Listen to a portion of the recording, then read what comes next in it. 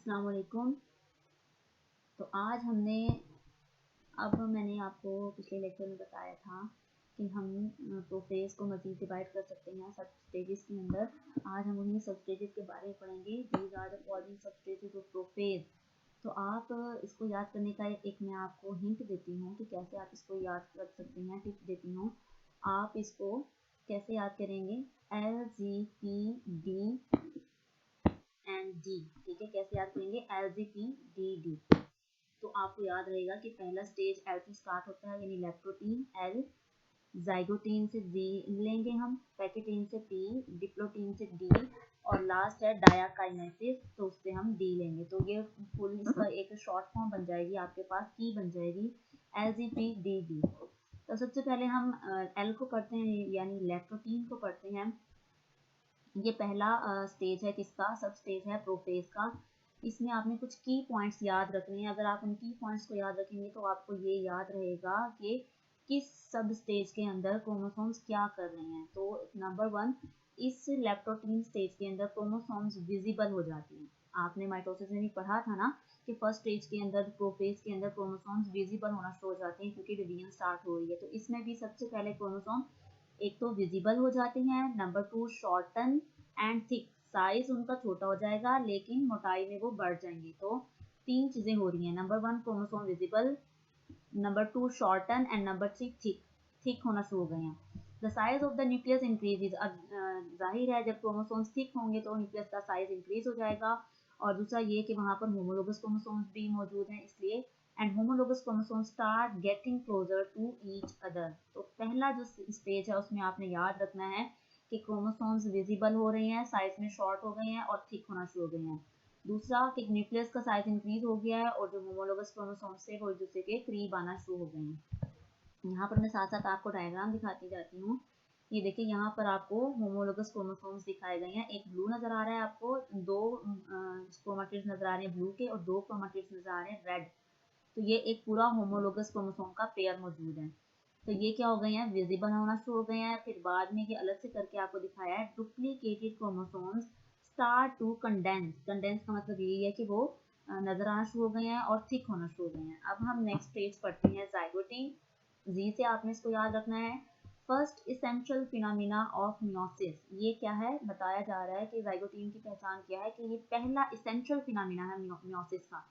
क्योंकि पहला तो जो लैप्टोटीन है वो तो माइटोसिस की तरह ही क्या हो रहा है, उसमें क्रोमोसोम विजिबल हो रहे हैं, साइज छोटा हो गया और वो थिक होना शुरू हो गए हैं। तो लेकिन इसलिए जो असली पहला स्टेज है मियोसिस का वो जाइगोटीन है। इसमें क्या हो रहा है, pairing of homologous chromosomes called synapses starts, कि इसमें क्रोमोसोम की पेयरिंग स्टार्ट हो गई है। अब ये शॉर्ट क्वेश्चन में आ सकता है कि व्हाट इज सिनेप्सिस। तो आप इसका क्या आंसर लिखेंगे, आप यही आंसर लिखेंगे, pairing of homologous chromosomes at the time of meiosis is called synapses. और ये सिनेप्सिस एमसीक्यू में भी आ सकता है कि कौन सा स्टेज है जब सिनेप्सिस स्टार्ट होती है। तो आपने याद रखना है कि जाइगोटीन वो फेज है जिसमें क्रोमोसोम की सिनेप्सिस स्टार्ट हो जाती है।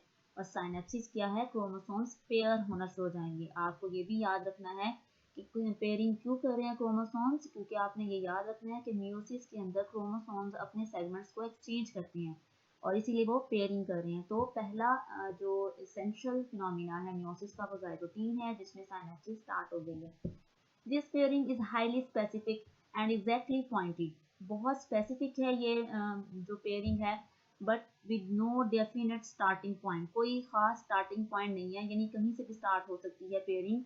Each paired but not fuse. हर जो क्रोमोसोम का पेयर है वो पेयर्ड जरूर होता है लेकिन एक दूसरे के साथ मुकम्मल तौर पर फ्यूज नहीं होता। Complex structure is called bivalent और टेट्राड।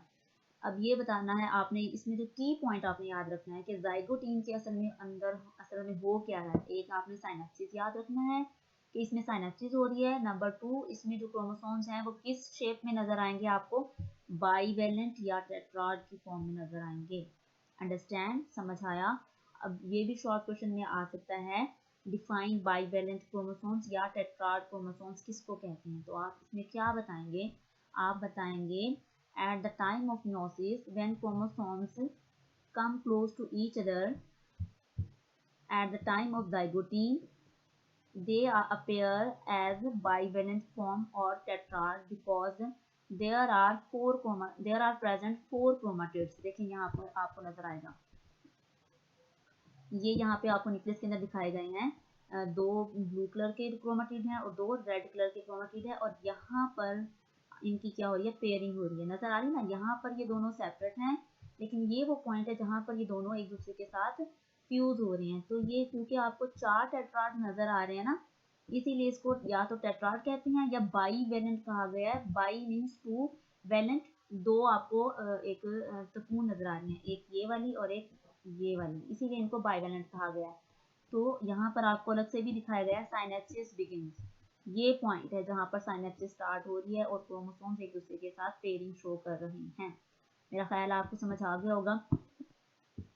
आज के लिए इतने ही काफ़ी हैं, 2 स्टेजेस, और फिर बाकी स्टेज हम जो है वो नेक्स्ट लेक्चर में करेंगे।